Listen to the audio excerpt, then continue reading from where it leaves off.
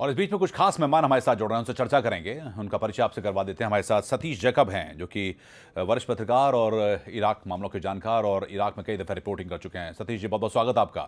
नीलेंद्र कुमार हमारे साथ हैं, मेजर जनरल रिटायर्ड हैं, स्ट्रेटजिक और डिफेंस एक्सपर्ट हमारे साथ हैं। नीलेंद्र जी, आपका भी स्वागत। मौलाना हसरत अली मुजाहिदी हमारे साथ हैं, जो कि वाइस प्रेसिडेंट हैं ऑल इंडिया जमात उलेमा हिंद के। बहुत बहुत स्वागत आपका। और साथ ही मौलाना सैयद अतहर हुसैन दहलवी हमारे साथ हैं, जो कि चेयरमैन हैं अंजुमन मेनहाज रसूल का। स्ट्रेटजिक एक्सपर्ट के तौर पर मैं आपसे बात करूं, सतीश जी से मैं जानूं, लेकिन भारतीय मुसलमान इस बारे में क्या सोचता है या और भारत सरकार का रवैया क्या रहा?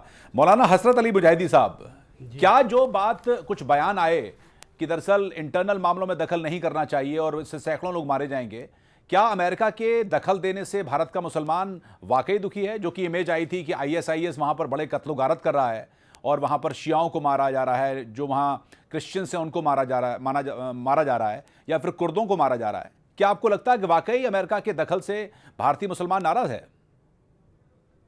दरअसल ये सवाल ही मेरे हिसाब से सही नहीं है। अमेरिका के कौन से फैसले से हम राजी हैं? अफगानिस्तान के मासूमों पर बम बरसाना, इराक पे 1991 में अटैक करना, लीबिया को बर्बाद करना, मिस्र की मुंतखबा हुकूमत को ख़त्म करके और वहाँ जुल्म करना, फ़िलिस्तीनियों की मज़लूमियत का नज़र न आना और इसराइल की बेजा हिमायत और मदद करना। ठीक है, उन मामलात पर क्यों नहीं पूछा जा रहा? ठीक है, ओके। क्या आपको लगता है कि ये सारी वजह है जिसका विरोध, जिसकी वजह से विरोध अमेरिका का होता है और मुसलमान इसके लिए विरोध करते हैं अमेरिका का?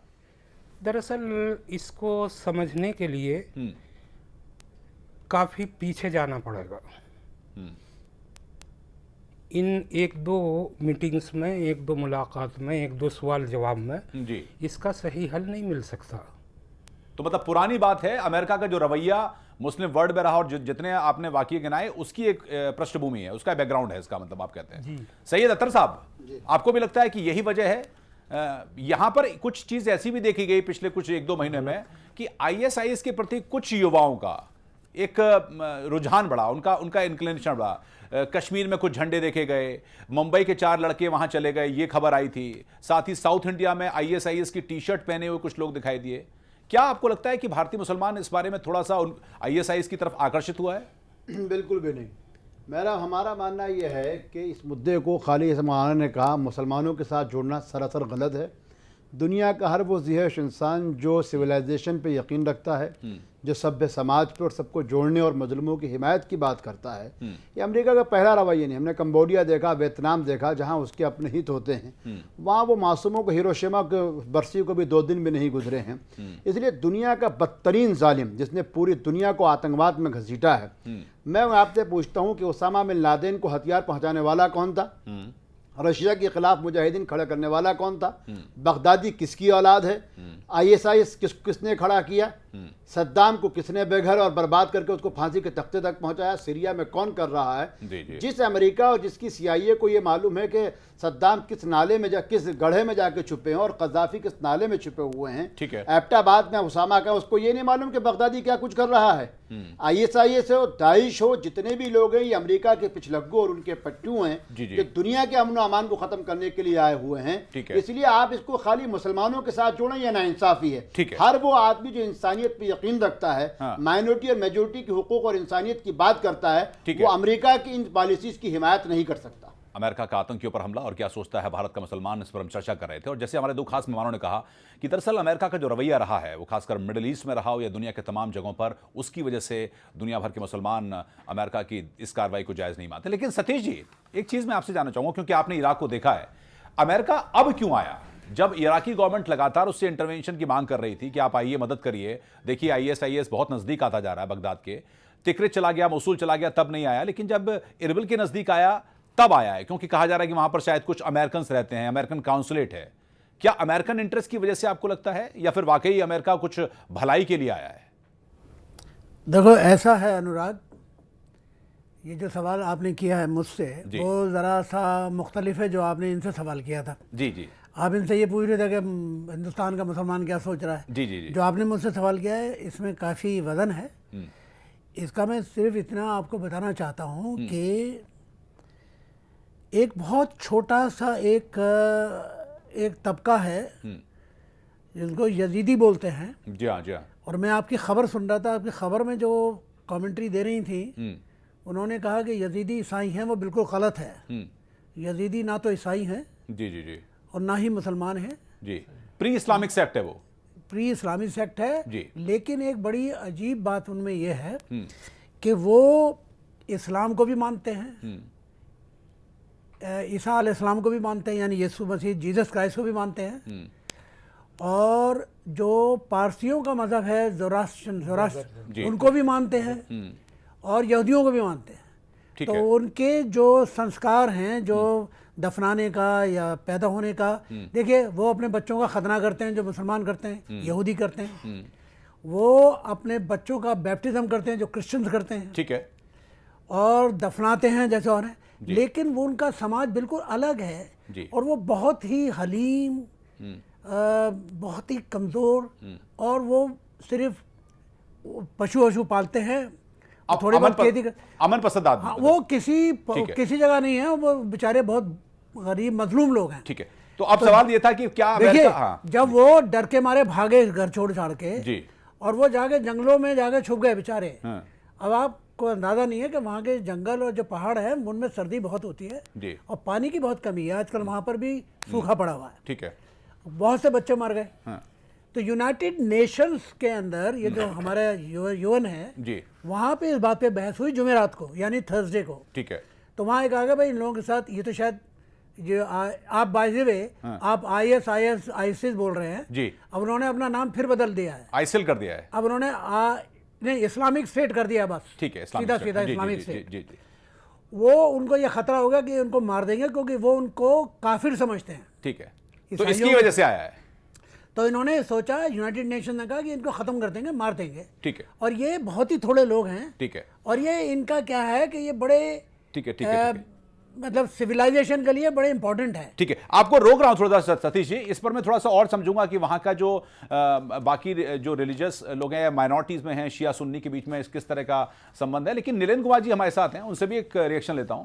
नीलेन जी, क्या आपको लगता है कि हवाई हमले से रुक जाएगा मामला, जो इराक चाह रहा है या कुर्द की गवर्नमेंट चाह रही है या सीरिया चाह रहा है, खाली ड्रोन हमलों से टारगेटेड कुछ जगह से रुक जाएगा? क्योंकि आइडेंटिफाई करना मुश्किल हो सकता है, इराकी आर्मी कौन सी है, आईसिस कौन सा है, ये मुश्किल हो सकता है।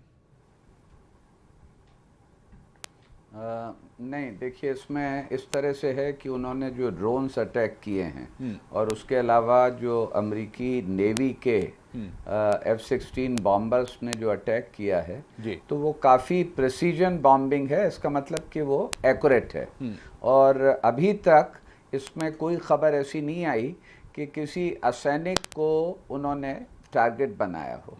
उसके साथ दूसरी चीज़, मैं अभी तक जो मुझसे पहले एक्सपर्ट साहब अपनी राय दे रहे थे जी जी। तो ये भी चीज़ मेरे ध्यान में आई कि अमेरिका ने ये जो कदम उठाया वो यूनाइटेड नेशंस, जो संयुक्त राष्ट्र संघ की सिक्योरिटी काउंसिल ने, सुरक्षा परिषद ने जब ये प्रस्ताव पास किया और उन्होंने इस पर चिंता व्यक्त की, सुरक्षा परिषद ने, कि वहाँ पर असैनिक तत्वों को खतरा पैदा हो रहा है, उसके बाद ही अमेरिका ने ये डिसीजन लिया है। और दूसरी चीज़ ये है कि ये डिसीजन खुद अमेरिकी प्रेसिडेंट ने अनाउंस किया है और जो स्पोक्स पर्सन उनके पेंटागन के हैं वो इसके बारे में क्या प्रोग्रेस है दे रहे हैं। तो उससे पहली चीज़ ये जाहिर होती है कि अमेरिका ने काफ़ी ऊंचे लेवल पर सोच विचार के डिसीजन लिया, सही स्टेज पे लिया है। और न केवल जो इन तत्वों की जो माइनॉरिटीज़ में है उनकी रक्षा के लिए है, वहाँ पर अमेरिका के अपने इंटरेस्ट हैं, अमेरिकन लोग भी मौजूद हैं।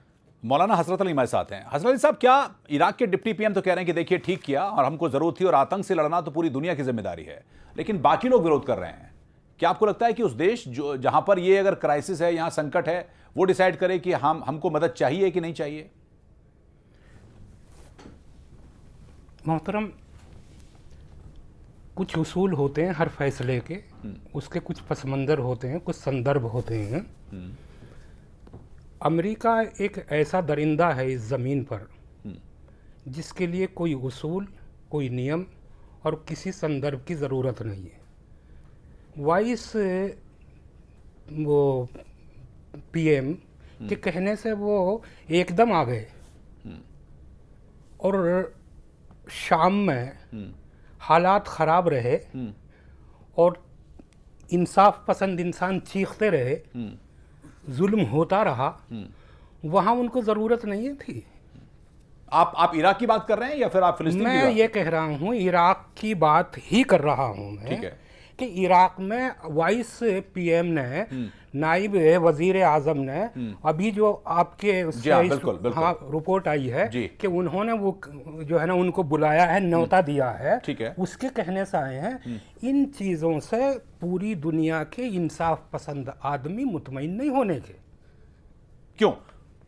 हाँ, उसकी वजह है कि अमेरिका सिर्फ और सिर्फ वो देखना और करना चाहता है जो वो सोचता है कि मुझे करना। सैयद अख्तर साहब, जो बात हजरत अली साहब कह रहे हैं वो बात सही। दूसरी बात, एक और सवाल है कि आईएसआईएस वाली जो बात है, मतलब इस्लामिक स्टेट कह लीजिए, आईसिल कह लीजिए, आईसिस कह लीजिए, उसने जितनी कत्लो गारत मचाई, जितने वीडियोस दिखाए और जिस अंदाज में वहां पर शियाओं को मारा या फिर वहां माइनॉरिटीज को मारा, उसकी मजम्मत बहुत ज्यादा नहीं देखी गई है, ना हिंदुस्तान में ना बाकी मुल्कों में। नहीं, ऐसा नहीं, मैं इससे बिल्कुल मुत्तफिक नहीं हूँ। दो चीज़ों को हमेशा याद रखना चाहिए कि अमेरिकन पॉलिसी सबसे जो एक सिंगल पॉइंट है वो ये है कि किस तरीके से अमेरिका को फ़ायदा पहुँचे।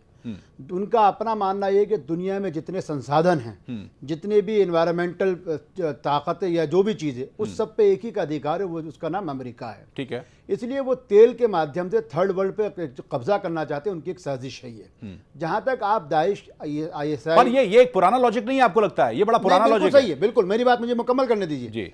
जहां तक आप बात कर रहे हैं दाइश की, जहां तक इस्लामिक स्टेट की आप बात कर रहे हैं, मौलाना ने जो बात कही मैं उसी को आगे बढ़ाता हूं। सीरिया के अंदर 2.5 लाख से ज्यादा सिविल लोग मारे जा चुके हैं। वहां पर भी झगड़ा यही है कि साहब डेमोक्रेटिक सिस्टम है, आप जो वहां की सरकार है, वहां के लोग लड़ रहे हैं, और उसी की कोख से ही इस्लामिक स्टेट की तंजीमें पैदा हुई थी। तब अमेरिका को नजर नहीं आता है। अमेरिका को तब नजर नहीं आता जब 2000 लोगों में से 1500 बच्चे गजा में मारे जाते हैं, तब उसकी नींद नहीं खुलती है, तब उसको मानवाधिकार याद नहीं आते। हमारा कहना यह कि आज की तारीख में United nation is the part of the state department of state of the America. जो अमेरिका कहेगा यूनाइटेड नेशन वही करता है। ठीक है। इसलिए उसको कहीं नहीं। अब आज की तारीख में यह होना चाहिए कि इस्लामिक स्टेट के खिलाफ, उस तंजीम अबू बकर बगदादी के खिलाफ, या ऐसे लोगों के खिलाफ जो इस्लाम के नाम पर यह अमानवीय कार्य कर रहे हैं, पूरे मुस्लिम धर्मगुरु इस पे पूरी तरीके से एक आवाज है कि क्या शिया सुन्नी, कुर्द, यजीदी, ईसाई जो भी हों, वो इस जमीन पे खुदा के बंदे, उनको रहने का पूरा इख्तियार है। और अब अगर बगदादी या इस्लामिक स्टेट की कोई हिमायत नहीं कर सकता, लेकिन अमेरिका का जो रवैया है इसलिए गया क्योंकि वहां संसाधन इसलिए पहुंचा है। उस अमेरिका को म्यांमार नजर नहीं आ रहा, उसको गजा नजर नहीं आ रहा। ठीक है इसलिए अमेरिका को पॉलिसीज को बदलना पड़ेगा। सतीश जी, अमेरिका अपने इंटरेस्ट के हिसाब से आ रहा है और उसको इजराइल नजर नहीं आता, फिलिस्तीन नजर नहीं आता, और यहां पर नजर आता है, और वो भी जब अमेरिकन या फिर कुछ क्रिश्चियंस की जान खतरे में दिखाई देती है। देखिए, ऐसा है कि पैलेस्टाइन में जो इजराइल ने गजब ढाया है, वो इस्लामिक स्टेट ने जो ढाया है, जुल्म ढाया है, उससे कम नहीं है। ठीक है। और मैंने खुद इस बहस में कंडेम किया है इजराइल के रवैयों को। नेतन्याहू जो है वो भी उतना जालिम आदमी है जितना ये आपके अबू बकर बगदादी साहब हैं। ठीक है।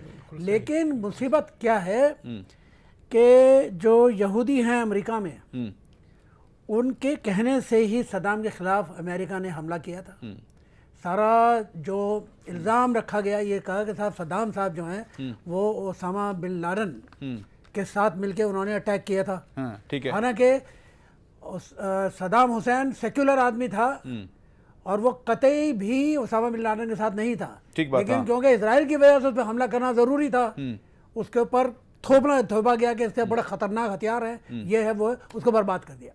ठीक है। और वहाँ उन्होंने कहा कि साहब हम यह रिपब्लिक नहीं, पर इसमें एक सवाल और करूंगा। मैं आपको बताना चाहता हूँ, ये एक बहुत ही पेचीदा। दूसरी बात यह है कि आप बहुत लोगों से ये सवाल कर रहे हैं, मुसलमानों से यहाँ पर, कि साहब उनसे आप फैसले रहे। माफ़ करिएगा, मैं उनको नाराज़ नहीं करना चाहता, उनकी अपनी नज़रिया है, अपनी सोच है, और मैं उनके साथ इस बारे में लड़ाई नहीं करूंगा, बहस नहीं करूंगा, लेकिन मेरे को ये अंदाज़ा हो रहा है कि यहाँ पर ये दो साहब जो बैठे हैं, इनमें अतहर साहब जो हैं, जो इन्होंने अभी बयान दिया है, बड़ी अक्ल की बात करी है इन्होंने और बड़ी बिल्कुल सटीक बात करी है।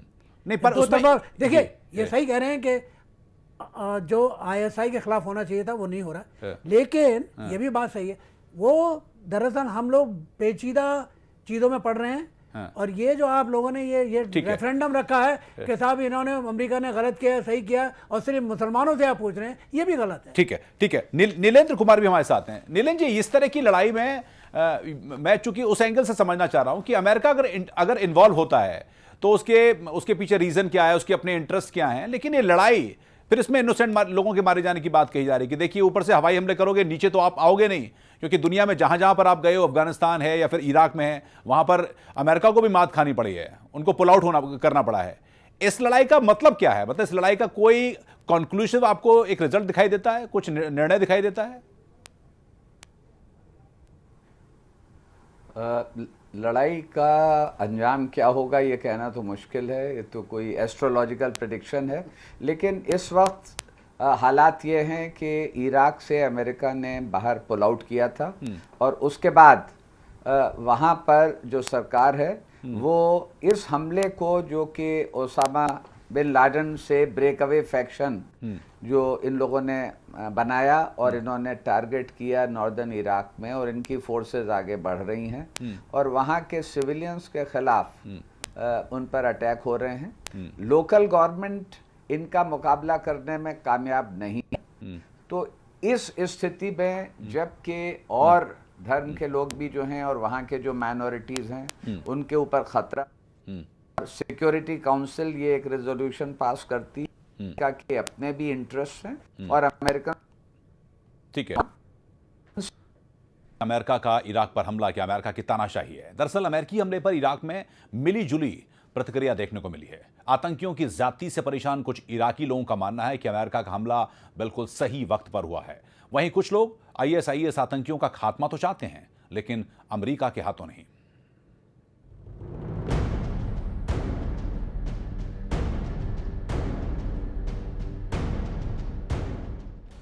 अमेरिका ने 8 सालों तक इराक में लड़ने वाली अपनी सेना को 2011 में वापस बुला लिया था, लेकिन 3 साल बीतते बीतते एक बार फिर उसमें इराक लौट आया है। इसकी शुरुआत हुई शुक्रवार को अरबिल के करीब हवाई हमले से। इराक में इन हमलों को लेकर मिलीजुली प्रतिक्रिया देखने को मिल रही है। कुछ इराकी लोगों का मानना है कि जैसे हालात हैं उनमें अमेरिकी हमलों से कुछ राहत जरूर मिलेगी।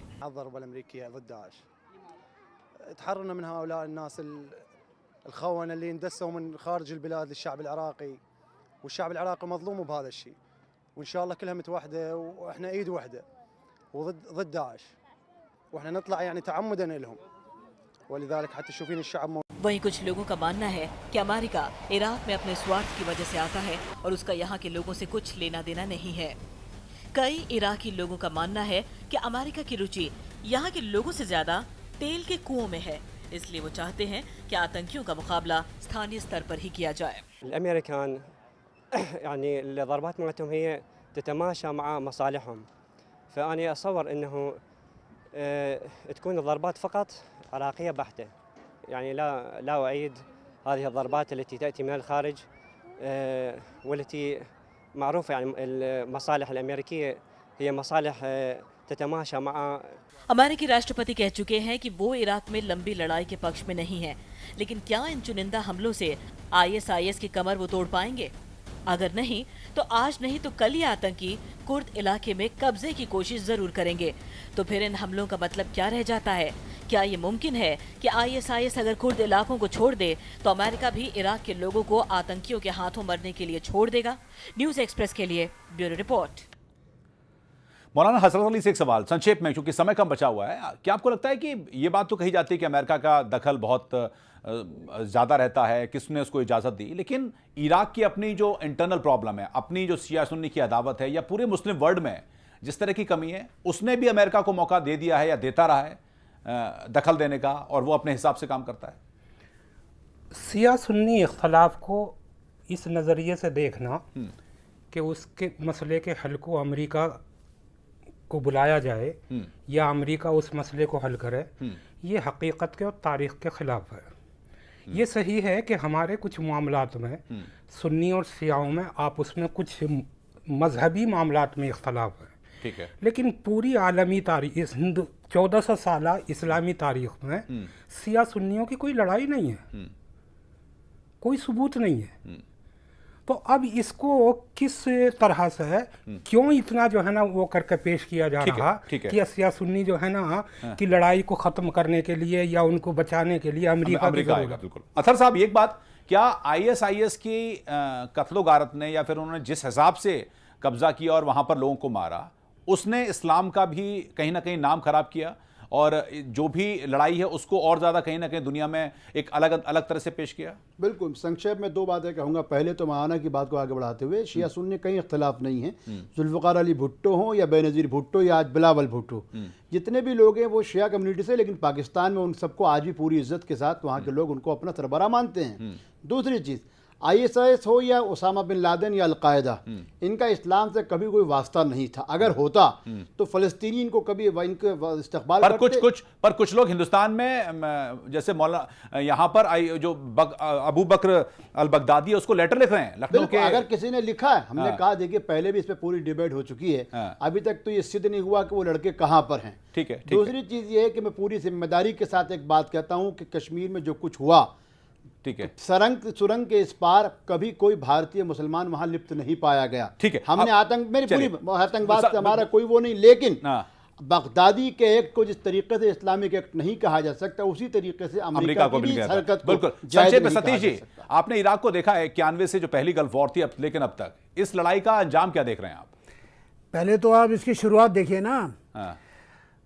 इराक एक बहुत खुशहाल, बहुत अच्छा एक मुल्क था, वहाँ कभी कोई गड़बड़ नहीं होती थी, सब कुछ ठीक चल रहा था और शिया सुन्नी सब एक साथ रहते थे। ज़बरदस्ती वहाँ पे हमला करके सदाम को हटाया गया और अमेरिका को यूँ उम्मीद थी कि वहाँ पर वो इलेक्शन करा देंगे और वहाँ पर प्रजातंत्र यानी डेमोक्रेसी ले आएंगे, ठीक है, और वहाँ सब ठीक ठाक हो जाएगा। बिल्कुल।